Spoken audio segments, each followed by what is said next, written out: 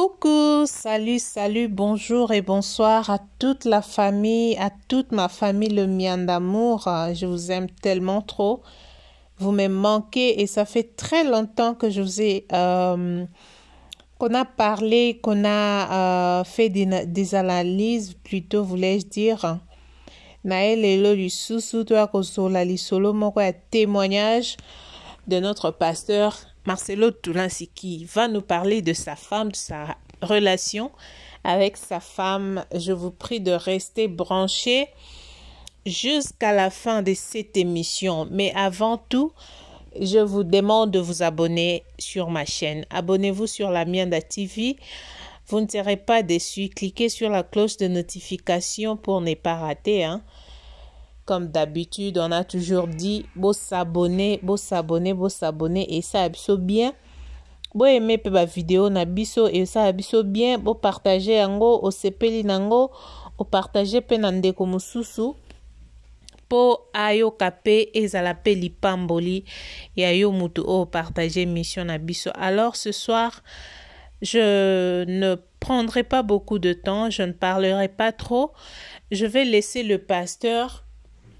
C'est lui qui va nous parler. Il va nous parler de sa femme. Il va nous parler de sa relation. Il va aussi donner quelques conseils. Alors, prenez vos chaises, asseyez-vous. Bofanda, bozwapa mai, bo mela. Oche moi popcorn na pembeni, oche moi jus na yo, olanda ba témoignage o malamu pe olanda ba conseil o ekobima na kati awa malamu vraiment. Je ne serai pas long. Je pense que je peux vous retrouver encore à la fin de l'émission. Mais là, je dois vous laisser suivre ces témoignages de notre pasteur Marcelo Toulansi qui parle de sa femme, qui témoigne vraiment. C'est un témoignage Oyo eko édifié, bisope eko édifié, mabala et belé. Alors, sans plus tarder, je vous laisse suivre. Mais je vous demande de vous abonner, s'il vous plaît. Abonnez-vous sur la chaîne. Abonnez-vous, partagez au maximum cette émission et likez, c'est très important. Je vous prie, c'est le soutien que je puisse vous demander de vous abonner et de liker mes vidéos. Ça me fera absolument du bien. Merci beaucoup.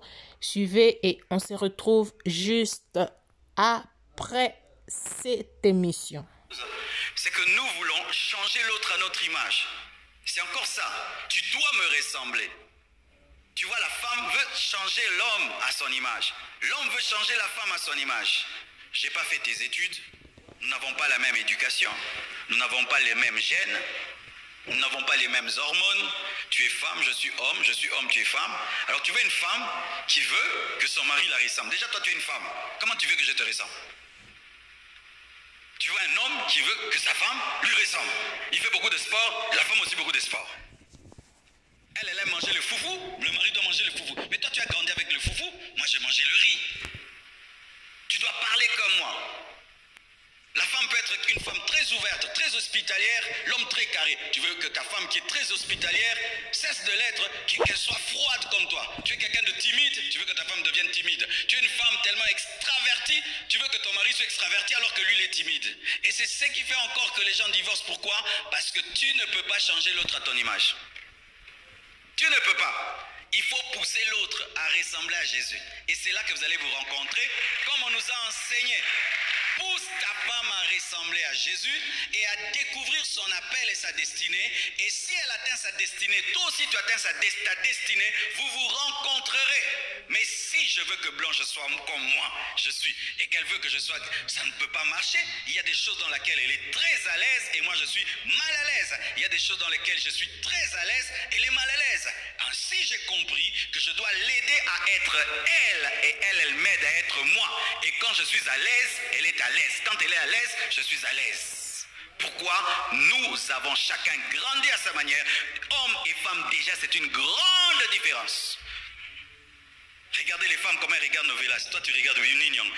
Tu vois, mais toi, pourquoi? Ça ne te touche pas dans ta masculinité. Ainsi, toi, les hommes, ils aiment tout le temps regarder des catchs.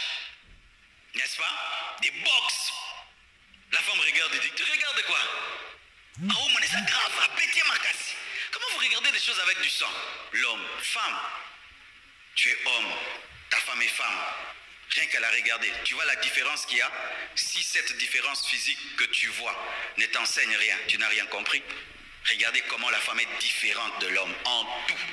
C'est ça aussi cette différence intérieure. Maintenant, quand tu veux changer ta femme en toi ou ton mari en toi, ça ne marchera pas.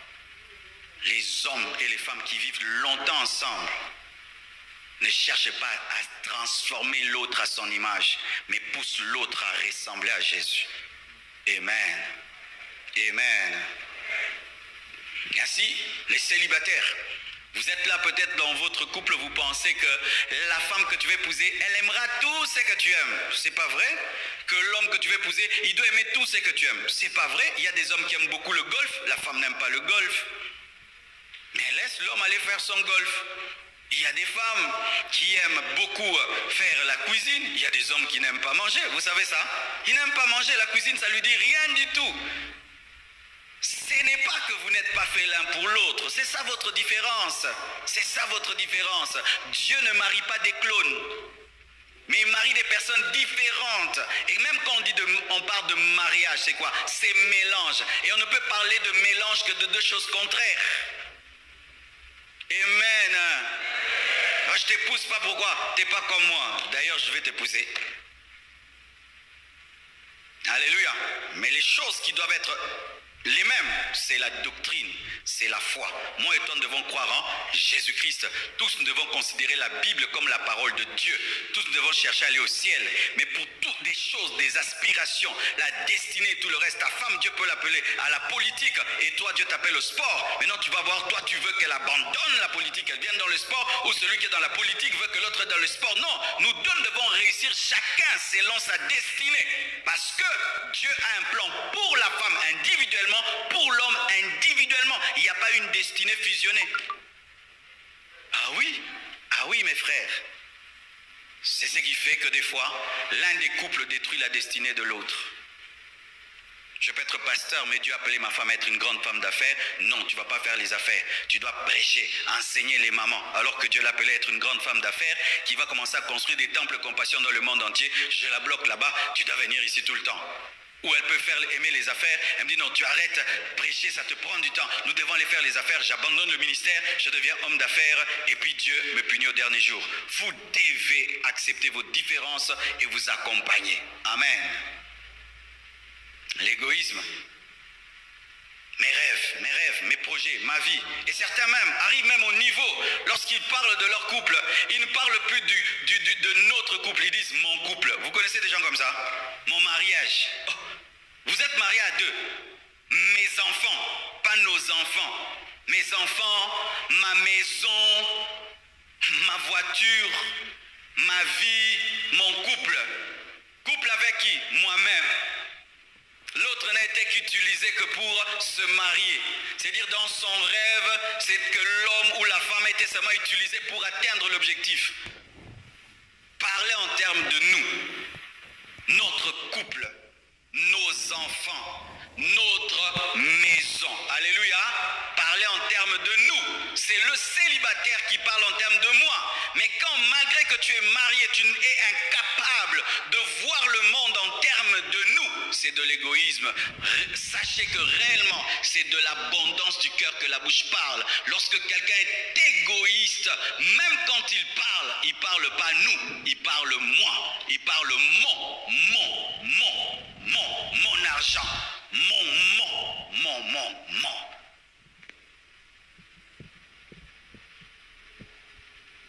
Là où règne l'égoïsme, vient toujours la séparation.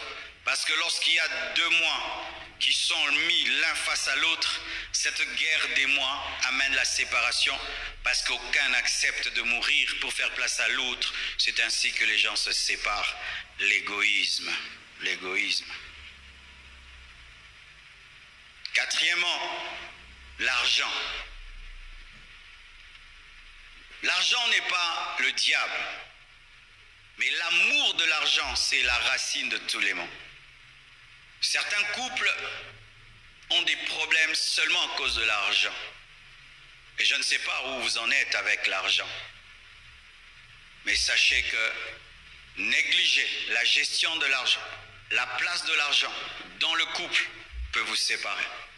Cela se passe de plusieurs manières. Certains, c'est lorsque l'homme a l'argent qui finissent par se séparer. Tant que l'homme est pauvre, il est fidèle et il n'a qu'une femme. Mais si Dieu commence à le bénir, à lui donner des moyens, alors il commence à voir ailleurs, parce que l'argent n'est pas que l'argent. L'argent, c'est un pouvoir. C'est le pouvoir de faire. L'argent te permet d'avoir des femmes que tu ne peux pas avoir. L'argent te permet d'aller dans certains milieux. L'argent te permet de louer des chambres. L'argent te permet d'acheter des voitures. L'argent te permet d'acheter des maisons aux copines. L'argent rend séduisant. L'argent donne le pouvoir. Est-ce que vous avez déjà vu un homme très riche, on dit il est vilain? Un homme riche n'est jamais vilain. Et certains hommes, tant qu'il est pauvre, il ne manifeste pas son adultère, sa méchanceté, sa capacité d'insulter sa femme, de la brimer. Tant qu'il n'a rien, il est là. Mais quand vient l'argent, l'argent vient avec le trouble.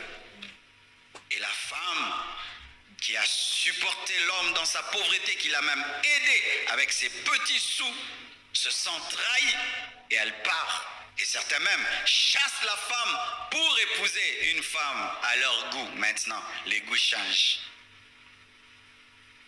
Mais d'autres, l'argent, c'est quand il n'y a plus d'argent qui se séparent. Les couples qui ne supportent pas la pauvreté. Certains, c'est quand vient l'argent. Mais d'autres, c'est quand part l'argent. Vous voyez le couple de Job. Quand il y avait l'argent, c'était une bonne femme. Mais lorsqu'il n'y avait plus d'argent, cette femme a dit, maudit Dieu et meurt. L'argent. C'est pourquoi quand vous êtes célibataire, déjà, priez Dieu de vous donner la maîtrise face à l'argent. Que l'argent demeure un serviteur et ne devienne jamais un maître. Car si alors que tu es célibataire déjà, tu es contrôlé par l'argent, dominé par l'argent, sans prophétie, je sais que si tu te maries, à cause de l'argent, tu vas détruire ton couple. Tu vas détruire ton couple. Si déjà, en étant seul, l'argent te pousse à pécher, à prendre des prostituées. Tu es un jeune célibataire. Quand tu as l'argent, tu prends des prostituées. Quand tu te marieras, l'argent t'amènera 2 femmes, 3 femmes, 4 femmes. Nous amenons toujours dans le couple nos maladies du célibat. Alléluia. Nous amenons toujours dans le couple nos maladies du célibat. C'est que tu n'as pas vaincu en tant que célibataire, te vaincra en tant que marié. La gestion de l'argent. La gestion de l'argent aussi amène le divorce. C'est lorsque vous n'avez pas la même vision de la gestion. Celui-ci est dans l'épargne, l'autre est dans les dépenses. Ce qui est prioritaire pour l'homme n'est pas prioritaire pour la femme. Ce qui est important pour l'homme n'est pas important pour la femme. Et maintenant là, des magouilles commencent. Des fois, l'homme, s'il a l'argent, il cache l'argent à sa femme parce que sa femme va dépenser ou va mettre dans une priorité qu'il n'accepte pas. Ou même quand la femme a l'argent, elle ne présente pas son mari parce que l'homme gère d'une certaine manière. Et vous savez, lorsqu'on commence à être cachotier en argent, on le devient aussi en autre chose. Car lorsqu'on devient cachotier, on doit devenir un menteur. Vrai ou faux? Parce que si on te pose des questions sur cet argent, comme tu ne veux pas que l'autre découvre, tu devras mentir. Et ainsi, étant donné que tu as appris à mentir à ta femme, à ton mari, tu mentiras aussi sur autre chose. La gestion de l'argent. C'est pourquoi si vous êtes célibataire, testez ça. Testez ça. L'argent a derrière lui le démon mammon.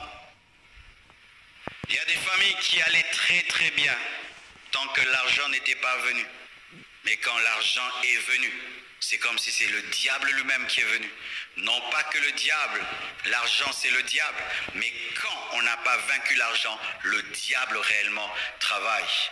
Je connais une femme qui priait que Dieu ne bénisse pas son mari.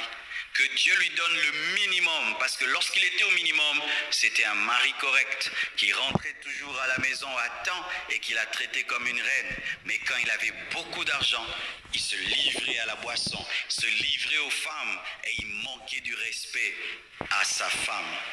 Quelle est votre relation avec l'argent? Et quand la cupidité est grande, ah là c'est terrible. On est prêt même à tuer l'autre pour garder les biens. Là, c'est terrible. Quand la cupidité est grande, on est prêt à divorcer seulement pour qu'on ait une partie de l'argent. Ce sont les problèmes que les milliardaires ont. Des divorces qui coûtent des milliards de dollars, où la femme vient cherchant un divorce parce que le divorce devient un business. C'est pourquoi mon frère, si Dieu te donne beaucoup de moyens et tu n'es pas encore marié, fais bien le choix. Fais le choix d'une femme qui t'aime et qui n'aime pas ta poche. Je vois certains célibataires, il a déjà des moyens.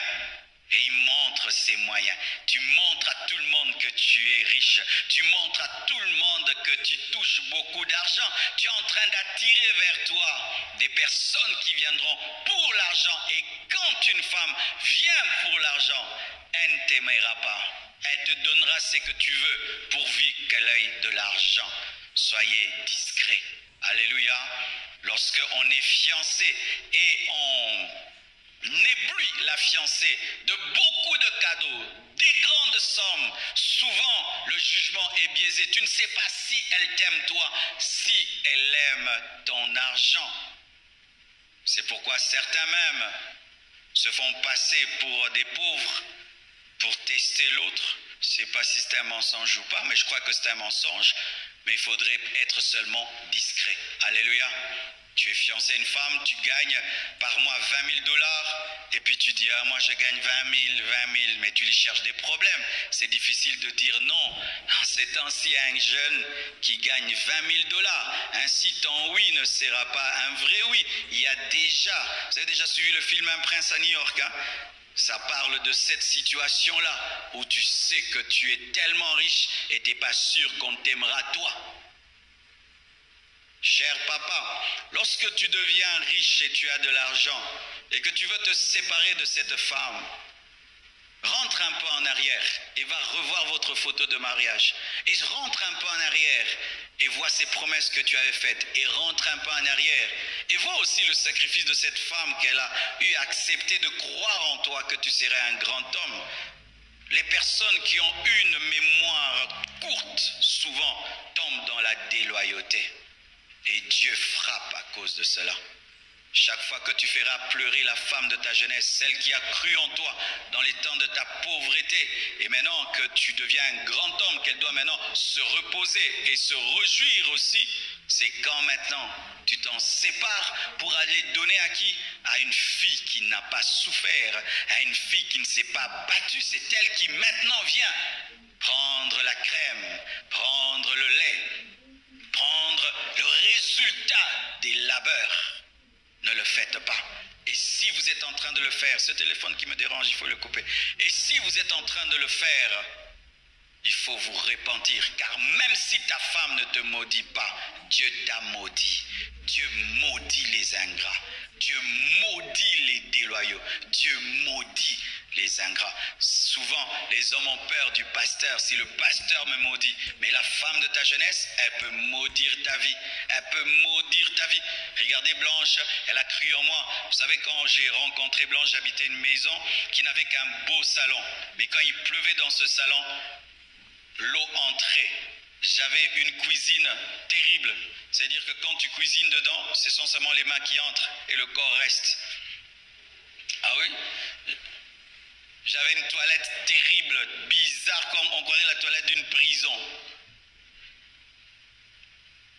Et c'était déjà une très très belle femme.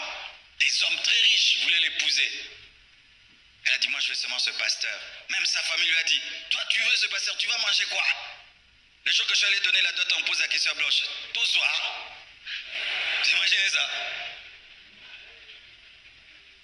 Ses amis se sont moqués d'elle. Tu veux épouser un pasteur, un pasteur. Et en ce temps-là, vraiment, il fallait voir les situations. il fallait préparer le mariage. J'ai vu comment elle se battait. J'avais même pas beaucoup d'argent pour faire une grande fête. On a fait la fête là où il y avait 5 paillotes, c'est tout. Et je l'ai logée en face de l'Inter. C'est pas l'Inter, mais en face. Quand même, elle voyait l'Inter en face. Et je la nourrissais de pizza la nuit, pizza. Elle a cru en moi. Aujourd'hui, l'église grandit. Je vais chercher quoi? Si sa mère pleure, Dieu me maudit. Dieu me maudit à l'instant même. Il me maudit. Et il y a des hommes qui sont maudits à cause de ça. L'argent. C'est pourquoi, si tu sens que tu ne peux pas gérer des grandes sommes, prie Dieu qui ne te les donne jamais. Amen, hein? Dis papa, ça m'a na kende lola, mobola papa, na boy ba problème. Oui, mais quelqu'un fait cette prière-là, non? C'est qui? Osée, hein? Hein? Osée? Amos, hein? Non, il y a quelqu'un qui a fait cette prière, j'ai oublié, c'est un des prophètes mineurs. Il a dit, ne me donne pas beaucoup, ne me donne pas peu. Si tu me donnes beaucoup, je risque de t'abandonner. Si tu me donnes peu, je risque de t'insulter. Donne-moi ce qui me convient. Et si tu sens ça, et si même tu sens que ton mari ne supporte pas l'argent, prie que Dieu fasse qu'il n'ait jamais de promotion. Comme ça, il va au ciel, en payant seulement l'eau et l'électricité et les loyers. Ah oui. Aussi une autre cause, peut-être que vous allez trouver bizarre, les enfants. Les enfants amènent le divorce. Les enfants peuvent amener le divorce. Quand les préférences. Maman aime tel enfant, maman aime l'autre. Et vous commencez à vous chamailler autour de ces deux enfants. Toi ton enfant et toi ton enfant. Et souvent dans les familles récomposées, celui-ci vient avec ses enfants et l'autre vient avec les siens. Et il y a des préférences et des disputes. Et des fois même la nervosité. Parce que vous devez savoir qu'un enfant rend très nerveux. Hein. C'est parmi les baptêmes que moi j'ai eu quand je me suis marié. C'est pourquoi moi j'ai clôturé. Hein. 3 enfants, ça me suffit. Les autres que Dieu donne. Un enfant, il pleure seulement quand vous devez dormir. Et quand il pleure, ce sont des décibels. Je vous assure, on croirait le réacteur d'un avion. Tu as des maux de tête comme pas possible. Il réclame l'attention comme pas possible. Et beaucoup de couples, c'est là que la destruction est venue. Un enfant est venu. Un étranger entre dans votre harmonie et vous ne savez pas le gérer. Et après même quand l'enfant grandit, votre couple est détruit parce que pendant que l'enfant était tout petit, vous n'avez pas su gérer sa présence. Tu vois, lorsqu'un bateau, une pirogue est en train de voguer sur l'eau, elle est stable. Mais si vous ajoutez un sac, elle bouge. Et pareil aussi pour le couple. Lorsque vous êtes à deux, c'est stable. Mais quand l'enfant vient, il bouge le couple. Et certains, ça bouge jusqu'à se renverser. Pourquoi? Parce que l'enfant, il prend le temps que vous devez vous donner à l'un et l'autre. Il y a des couples qui ont perdu leur sexualité depuis que l'enfant est venu. Parce que l'enfant dort, certains, nous les blancs, quand même l'enfant naît, on le met dans sa chambre, même si c'est un bébé. Mais nous les Africains, l'enfant dort entre les parents, vraiment. Hein? Vraiment. Et ce sont les mamans souvent qui aiment mettre là l'enfant. Les papas jamais ils réclament de telles choses. C'est seulement les mamans, là. Et maintenant quand il dort au milieu, donc c'est les feux quoi. Et il dort là. Et vous savez, certains enfants, ils dorment tellement là que même jusqu'à 10 ans, ils continuent à dormir là. Ah oui, une fois je vais quelque part, je vois un grand garçon de 10 ans, on lui donnait le lait maternel. Et il pleure pour l'avoir. Donc ça fait qu'il est tellement présent parce qu'il y a des enfants qui réclament tellement l'attention des parents, de sorte que soit l'homme, soit la femme, celui qui va beaucoup aimer l'enfant, va oublier son mari, oublier sa femme et ça refroidit. Et pire, si ce sont des jumeaux ou des triplés, aïe aïe aïe. Et ça tombe, vous êtes pauvre, vous n'avez pas assez de moyens pour qu'on vous aide et la famille ne vous aide pas. Alors ça, c'est terrible. Si vous n'êtes pas fort, la présence des enfants peut détruire le couple. C'est pourquoi planifier les naissances. Amen. Planifier les naissances. Même si on est chrétien, on peut planifier les naissances. Moi, je crois en la planification des naissances. Alléluia. Ma dernière fille, elle a 8 ans. Ce n'est pas seulement Dieu. Moi aussi, j'ai voulu. Moi aussi, moi et Dieu, nous avons décidé. 8 ans, je n'ai pas d'enfant. C'est voulu. Ne priez pas pour moi. Oh Nzambe, pasteur Azaka Banamisa Tubaksele Msuste, Namorondena Lingiti. Vous priez au Dieu, on vous joute des enfants au pasteur, il n'en a que 3. Peut-être qu'il cherche un 4e. Non, je n'en cherchais pas. C'est pourquoi je n'ai que 3. Si je cherchais, j'allais déjà en avoir. C'est planifié. Je suis spirituel, mais j'ai planifié les naissances. Ah, bando kansake zalaki nzambe mutape opesa suste. Apesa nzamba apesa. Yo géré ko pesa. Vous êtes dans la doctrine là de Dieu donne. Même les fous là, Dieu donne. Les gens violés, Dieu donne. Hein? Quand on viole une femme, elle est enceinte, Dieu a donné là-bas aussi. Vous connaissez des folles qui ont des bébés, non? Dieu donne là encore là-bas.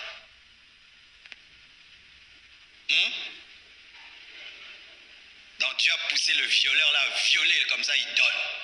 Non, voici. La puissance de la procréation, c'est comme l'eau. Dieu nous donne de l'eau, mais nous canalisons l'eau, ça fait des barrages électriques et ça nous donne l'électricité. Dieu a donné à l'homme la puissance de procréer, mais il faut canaliser cette puissance. Sinon l'eau va dans tous les sens et ça détruit la terre au lieu de donner l'électricité.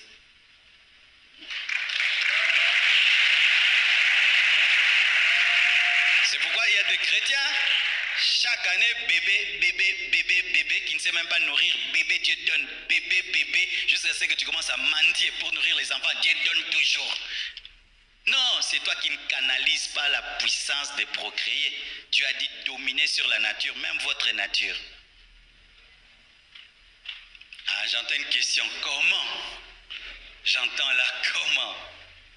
Comment? On fera un séminaire sur ça.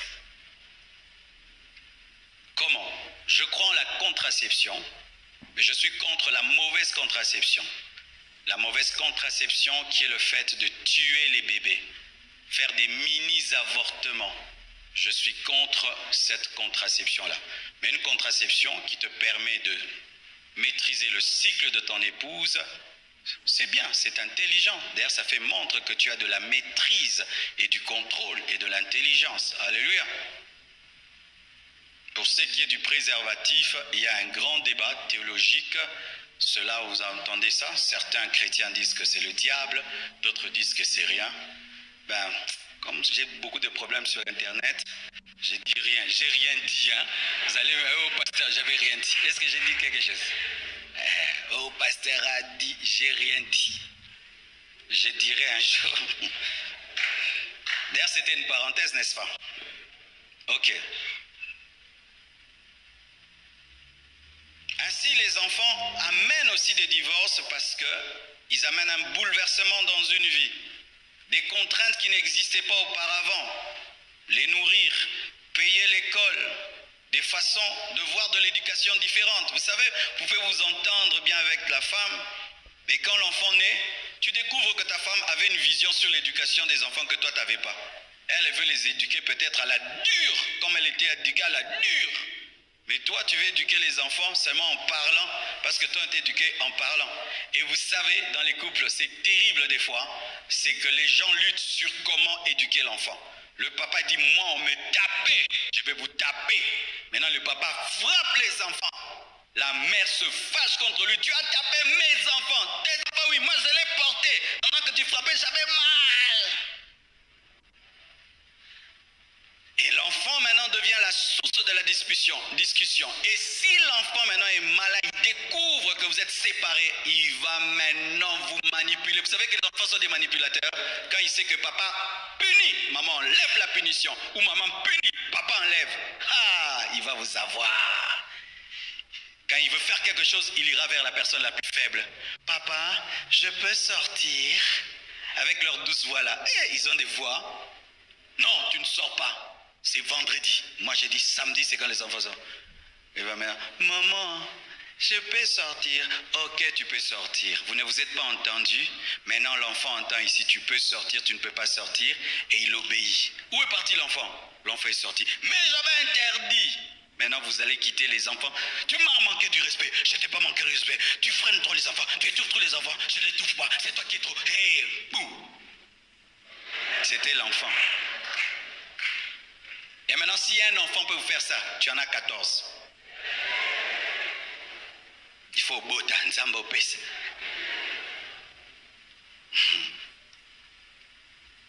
Les enfants peuvent séparer. Un homme, tu peux le voir, c'est un homme bien. Mais quand les enfants naissent, tu découvres que c'est un irresponsable. Il sait seulement apprécier les enfants dans leur beauté, mais il ne sait pas se battre pour les nourrir. Il ne sait pas se battre pour les vêtir. Il ne sait pas se battre pour les envoyer à l'école. Et la mère ou le père, l'un de vous, lui maintenant, il se donne à se battre pour éduquer les enfants. Et du coup, ça fait un renversement de pouvoir. Si c'est la femme qui est responsable face aux besoins des enfants, ainsi elle commence à se comporter comme l'homme dans la maison. Pourquoi? C'est elle qui nourrit les enfants. C'est elle qui paye leur loyer. C'est elle qui paye leurs vêtements. Et ainsi, elle a du mal à se soumettre. Mais tant qu'il n'y a pas les enfants, l'irresponsabilité ne se révèle pas. Mais quand ils viennent, du coup, ça change. C'est pourquoi, célibataires, c'est bien que vous soyez venus. Ça va vous enlever cette fausse image du mariage que vous avez. Rêve et rêve et rêve. Non, c'est ça la vraie vie. Quand vous voulez vous marier ici, même si vous portez des robes blanches, la vraie vie, c'est celle-là. C'est pourquoi lorsque tu veux épouser un homme, tu ne dois pas que regarder si sa veste lui va bien. Son sens de responsabilité. Son sens de responsabilité. Les hommes responsables souvent réalisent leurs paroles. S'il te dit mardi, c'est mardi. Telle heure, c'est telle heure. Si tu as promis quelque chose, il va le faire. Déjà dans des toutes petites choses, les responsables se manifestent. Les irresponsables ont toujours des excuses. Toujours des excuses. Il fixe un rendez-vous. Il dit, je viendrai voir tes parents. Et il ne vient pas, ça lui dit rien. C'est un irresponsable. Un irresponsable. Il dit qu'il viendra à 16h. Il faut attendre tes parents. Et il débarque à 20h avec un sourire. Un irresponsable. Des si petites choses révèlent que ce ne sera pas un bon mari. Il ne prend pas au sérieux sa parole. Sa parole. Quand vous parlez, il ne parle jamais du futur, il n'est que dans le présent, un irresponsable. Tu es belle, tu es bien habillée, ta robe te va bien, tu es belle, vous parlez que de ça, un irresponsable. Les responsables, ils percent toujours le futur. Tu dois continuer à étudier, parce que je sens ceci en toi. Nous devons faire ceci. Nous devons investir ceci. Quand on va se marier, pendant 3 mois, on fera ceci. Et puis on fera cela. Il est dans le futur. Il a une vision. Nous n'aurons pas beaucoup d'enfants à cause de ceci. Au début du mariage, on fera même une année, on n'a pas d'enfants pour ceci. Et puis, mais on aura vite les enfants et puis on n'aura plus. Tu vois quelqu'un qui est dans le futur. Mais s'il est que dans le présent, pire dans les passés, c'est grave. Viazena mbongo. Viazena mbongo trop. So na bala kyo seri viazena mbongo. Wana penza. Wake na poubelle. En français, celui-là, jette-le dans la poubelle. Qui parle toujours du passé. Mon père avait l'argent. Mon père avait l'argent quand j'étais en Europe. Quand j'étais en Europe. Et des filles, vous aimez ça? Jiquin. 10 ans, qui n'est plus jamais parti. Il s'appelle toujours Jiquin. Mon ami Kili. Vraiment. Vous savez, moi, j'ai grandi au Kivu. Au Kivu, les gens qui venaient de l'Europe, ça ne nous disait rien du tout. Quand je suis arrivé à Kinshasa, si tu viens de l'Europe, tu es roi. Même si tu habitais à la banlieue là-bas. Et tu épouses un homme pour son passé. Les enfants aussi peuvent amener la séparation lorsqu'ils ne viennent pas. Lorsqu'ils ne viennent pas. Une année de mariage. On s'aime beaucoup, les enfants ne sont pas là. 2 ans, 3 ans, 4 ans. C'est pourquoi département de couple, lorsque Vous voyez que dans un couple, les enfants ne viennent pas, même si ils manifestent la joie, sachez qu'il y a un problème. Il faut aller les voir et prier pour eux et leur poser des questions. Est-ce que ça va? Est-ce que le fait que les enfants tardent, ça dérange votre couple ou pas? Qu'ils s'ouvrent, ne supposez pas qu'ils vont bien, parce que, surtout ici en Afrique, lorsqu'on se marie, la famille dérange, les amis dérangent. Il y a des couples qui se séparent à cause des enfants. Je vais bientôt mourir, je dois laisser une progéniture. Alors on trompe, on triche, et des fois même on s'en va. On s'en va. Je connais une femme très intelligente, belle, responsable, mais une fille qui n'avait pas son rang lui a pris son mari parce que son mari a essayé là-bas et il a eu un enfant, et puis 2, et puis 3, et puis toute la famille. Et derrière maintenant, la fille, parce qu'elle donne des enfants à leurs garçons, et aujourd'hui, elle ne sait plus continuer. C'est pourquoi priez et ne jouez pas avec vos ventres, chère sœur. Ma sœur, tu es célibataire et tu joues à avorter, à coucher avec des hommes à gauche et à droite, à attraper des infections à gauche et à droite. Tu es tout le temps infecté, ma sœur. Vivant dans l'impudicité avec des infections, tout le temps des antibiotiques, anti-ceci, anti-cela, anti-ceci, anti-cela, anti-ceci, tout le temps. Tu es en train de détruire ton mariage. Et une femme féconde risquera de te voler ton mari. Des hommes, vous vivez dans le désordre, couchant avec n'importe quelle femme, attrapant des maladies sexuellement transmissibles, et puis tu vas dans le couple, incapable de féconder ton épouse. Des vrais problèmes, des réels problèmes aujourd'hui. Des jeunes filles à qui on enlève les trompes, des matrices. 20 ans, on t'a enlevé déjà la matrice. Et certains ne disent même pas la vérité dans les fiançailles. Et entrent comme ça, disant le pasteur a l'onction, il va prier. J'aurai le miracle. Est-ce que tu as demandé ça à ton fiancé? Un enfant miracle. Lui pense que tout va chez toi, alors que toi tu sais que tu n'en as plus. Et vous attendez un miracle. Et comme il y a le mensonge derrière, le miracle n'arrive pas. Quand les enfants ne viennent pas. Mais voici une chose qui peut vous protéger. C'est la vraie notion du mariage. Pour ma part, je crois qu'on ne se marie pas pour les enfants. Sincèrement, on peut dire non, toi tu as des enfants, tu peux parler comme tu veux. Mais sincèrement, 6 mois après des années, Dieu ne donnait pas les enfants, j'allais adopter les enfants. J'allais les adopter. Sans problème. Les gens disent peut-être aux hommes délai. Non. J'allais adopter des enfants parce que je connais des gens, ils ont vraiment des vrais enfants. Leurs vrais enfants les font du mal. Ingrats, les ont oubliés totalement. Et les enfants qu'ils ont élevés, les enfants des autres sont reconnaissants et les bénissent. Et j'allais pas haïr ma femme pour ça. Mais quand tu as de la haine pour ta femme parce qu'elle ne te donne pas des enfants, comme si elle est Dieu, c'est ce que Jacob a dit à sa femme, suis-je Dieu pour te donner des enfants? Car Rachel venait auprès de Jacob pour lui dire, donne-moi des enfants. Il a répondu à sa femme, suis-je Dieu pour te donner des enfants? Et si c'était dans le sens contraire, que c'était toi, papa, qui n'avais pas, qui était malade? Parce que nous mettons tout ça sur les femmes. Si ta femme te quittait parce que tu es stérile, est-ce que tu vas l'accepter? C'est facile quand on est un homme de se séparer de sa femme et dire « Elle est stérile, ne me donne pas d'enfants, je suis un homme, je dois laisser un nom. » Mais si ta femme se sépare de toi parce que c'est toi qui es malade, on ne se marie pas pour les enfants. Que Dieu donne les enfants ou pas, restez ensemble. Alléluia. Demandez un miracle, Dieu peut le faire. Et si Dieu ne le fait pas, adoptez. Et si vous ne pouvez pas adopter, vivez ensemble. Aimez les autres enfants, soutenez les enfants des autres, payez leurs études, prenez soin des autres. Dieu vous bénira. Dieu ne nous bénit pas seulement parce qu'on a pris soin de ses propres enfants. Non. Dieu ne prend pas soin de nous, ne nous bénit pas seulement parce que nous avons élevé nos propres enfants. Le fait même de vous enseigner, de vous bénir comme ça, Dieu me bénit. Nous devons être chrétiens partout. Beaucoup de couples dans le domaine de la stérilité sont des païens, Alors même qu'il y a des Européens que je connais qui sont des païens, la femme n'a pas d'enfant, ils sont heureux ensemble, ils sont heureux, vraiment heureux, mais c'est un païen, il ne dérange pas sa femme pour ça. Mais c'est un païen, il ne connaît pas Dieu.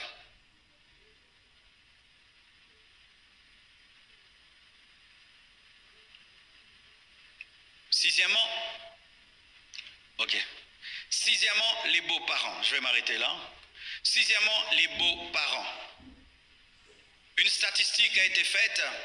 10% de cas de divorce sont causés par les beaux-parents. 10%, beaucoup. Beaucoup.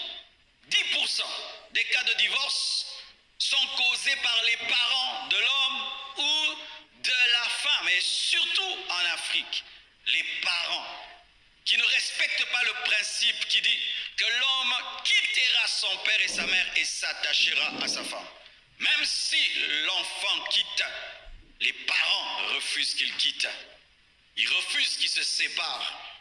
Ainsi, il y a une invasion des parents dans le couple des enfants. La maman est toujours là, le papa est toujours là. On ne respecte pas le mari de sa fille. On ne respecte pas la femme de son fils. Des belles-mères qui sont jalouses de leur belle-fille. Des beaux-pères qui veulent tout le temps diminuer leur beau-fils. Prouver à leur fille, je suis meilleur que ton mari, je suis meilleur que ta femme.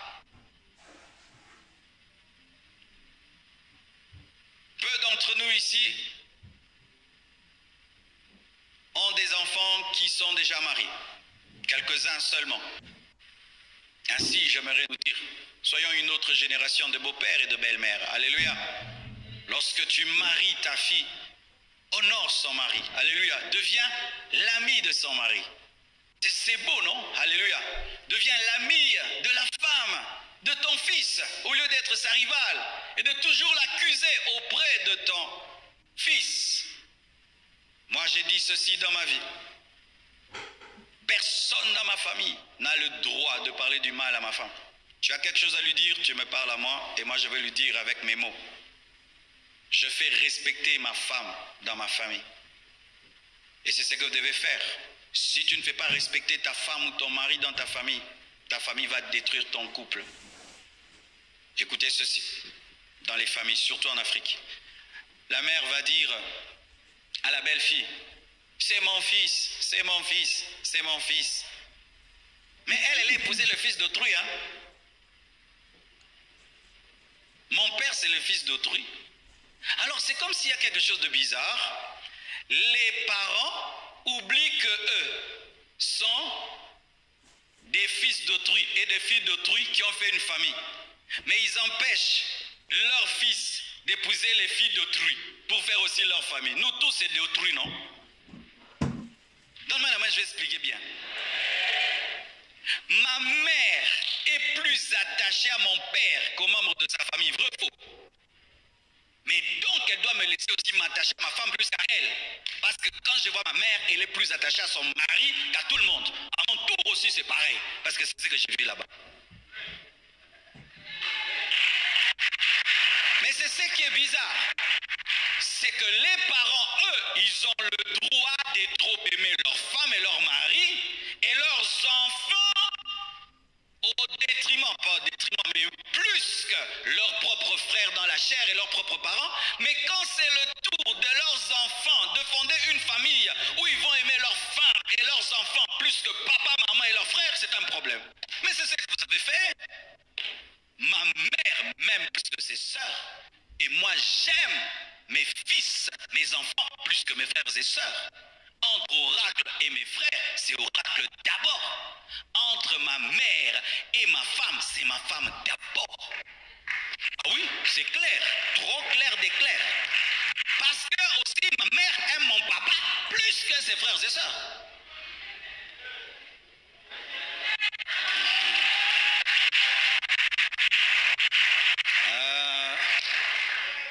Vous qui détruisez vos couples pour vos familles, vos familles élargies, on a dit vraiment élargies. Tu es en train de détruire ton couple pour ton frère. Ton frère aussi est un couple, non? Tu vas détruire son couple pour ton couple. Tu es en train de détruire ton couple pour tes sœurs. Tes sœurs vont détruire leur couple pour ton couple. Tu es en train de détruire ton couple pour le couple de ton père, alors que le couple de ton père a déjà vieilli. Tu détruis un nouveau couple pour un vieux couple, vraiment. Et ta première responsabilité, c'est ta femme et tes enfants. Tes frères et sœurs et tes parents après. L'homme quittera son père et sa mère et s'attachera à sa femme, il deviendra une seule chair. L'homme ne devient pas une seule chair avec sa maman, même s'il vient de sa maman, mais il devient une seule chair avec sa femme, qui est une étrangère. Tu deviens une seule chair avec ta femme, l'étrangère d'une autre famille, mais pas une seule chair avec tes frères, tes sœurs, ton père, ta mère. C'est Dieu qui a fait ça.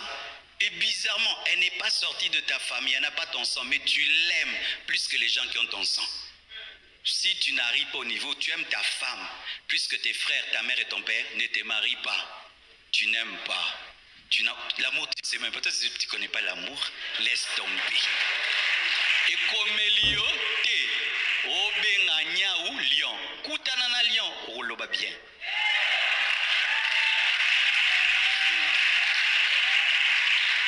Une femme qui ne bouleverse pas ton cœur, tu ne dureras pas avec elle.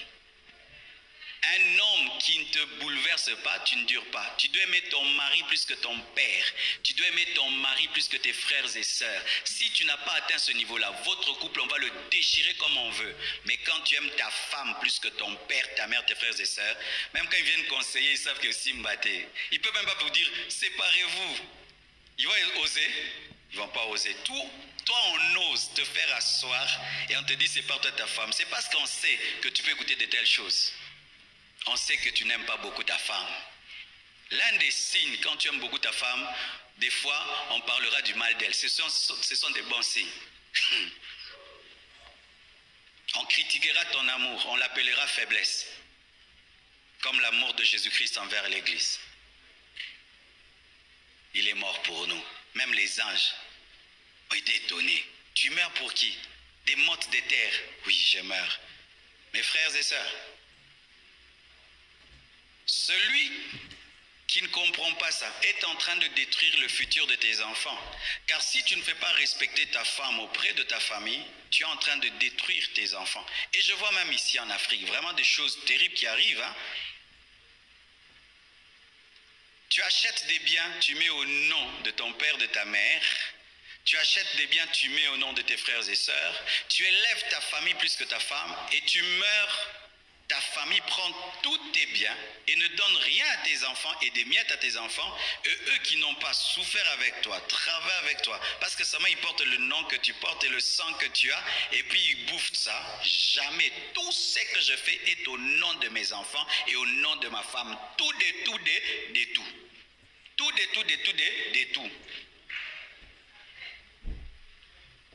Je sens l'esprit africain ici qui me résiste.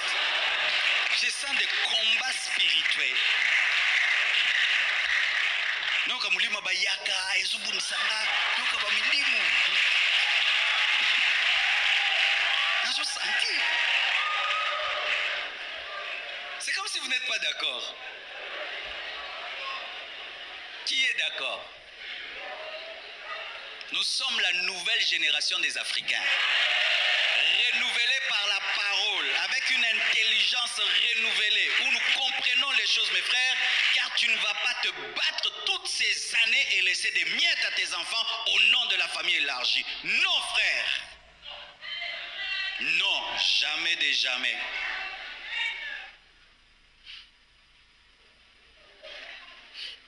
Pendant que je me bats ici, je me bats pour mes enfants.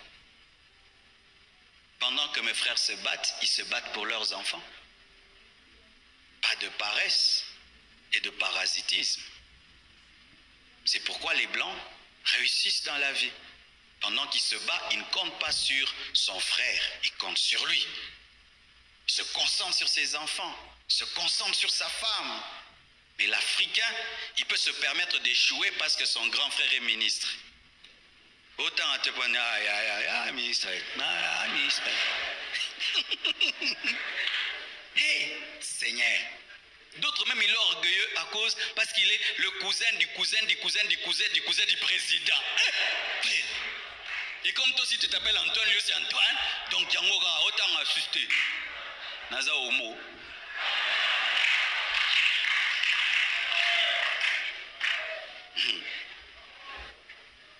Amen. C'est pourquoi, quand tu te maries, l'une des choses que tu dois veiller à établir, c'est le respect de ton foyer. Et la Bible dit que le mariage soit honoré de tous. Même les parents doivent honorer. Même si j'ai une bicoque, mon père a un château. Lorsqu'il vient dans ma bicoque, c'est moi le roi de ma bicoque. C'est moi le chef de ma bicoque. C'est moi. Il ne va pas faire ce qu'il veut dans ma bicoque. C'est chez moi. C'est chez moi. Et affirmer mon autorité, ce n'est pas de l'impolitesse. C'est chez moi. Je dois être chef devant ma femme, devant mon père, pour que ma femme me respecte. Maman, tu te maries. 18h, ta maman t'appelle, tu pars. 20h, tu pars. Tu ne respectes pas ton mari. Il faut dire à ta maman, maman, je me suis marié. Elle vient même préparer chez toi. Des femmes mariées qui font que cause avec leur maman, au téléphone, physiquement. Maman, maman, maman, tu es bébé. Fallait pas te marier si tu avais encore besoin de maman. Elle se marie, le premier jour, elle pleure. Pourquoi j'arrive pas à dormir? Maman me manque. Vraiment. Pichuna. J'ai aimé un frère dans cette église. Lui, c'est un castard. Il a épousé une femme très attachée à son mari, à son père. Et le père, vraiment, c'était des caïds là. Et mon frère là, c'était un caïd aussi. Il a montré à son beau-père, papa, tu as donné ta fille, donne-la totalement. Hein, papa? Ils ont eu des problèmes, mais ils ont fini par s'entendre. Lorsque tu laisses ta belle famille écraser ton couple, ta belle famille détruira ton couple, vous séparera. Et souvent au Congo, c'est terrible. Un jeune garçon se marie et 10 personnes viennent habiter là-bas. Surtout à l'Équateur. Je suis allé déjà dans une maison. C'est comme si la maison vomissait les gens. Une petite maison, mais ils sortent, ils n'en finissent pas. Et tu te dis, ils dorment où? Certains dorment dans le couloir, les autres au salon. Donc les chaises sont cassées. Donc les toilettes sont tout le temps sales. La salle de bain tout le temps sale. Et à peine quelqu'un se marie, 5 personnes, déjà c'est un jeune couple, et vous envoyez des gens qui ont plus que son âge, certains son âge, cette fille-là, elle va gérer comment les choses, même si Zandaroyaya. C'est comme ça qu'on a des jeunes filles qui commencent le couple, elle est déjà détruite. Chez elle, on la gueule par la grande sœur du mari qui habite là. Elle n'est pas chez elle. Pourquoi? La famille a décidé d'aller habiter chez le grand frère. 5 enfants. Tu as le droit de dire non. Pour l'instant, j'habite avec personne. J'aimerais consolider l'unité avec ma femme et c'est moi qui vais décider qui va venir chez moi. Tu n'as pas péché, tu n'es pas impoli. Cher papa, tu sais que lorsqu'on t'impose des personnes dans la maison et tu n'arrives pas à les faire partir, tu perds l'autorité devant ta femme. Toutes les personnes qui sont envoyées sans ta permission mais qui peuvent vivre chez toi, c'est déjà une infraction contre ton autorité. Si je ne peux pas gérer qui habite chez moi ou pas, je ne suis pas le chef de la maison. C'est ton père qui est le chef, c'est ta mère qui est chef de la maison. Ainsi, mes frères, vous comprenez que pour avoir un foyer solide et pour vaincre le divorce, il faut avoir de la personnalité. Il faut avoir de l'autorité.